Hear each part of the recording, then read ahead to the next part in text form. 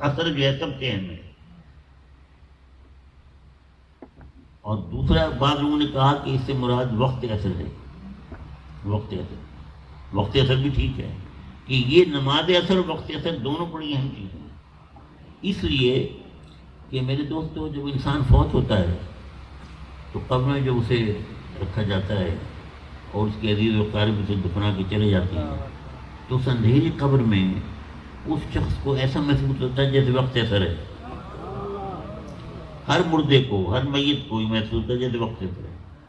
اور جب منکر نکیر آتے ہیں سوال جواب کے لیے تو اگر وہ نمازی ہے تو اسے ایسے محسوس ہوتا ہے نا وقت اثر ہے، تو وہ کہے گا بھائی نماز سوال جواب بعد میں کہ پہلے نماز اثر پڑھنا. تو یہ نماز اثر اور وقت اثر بہت اہم ہے.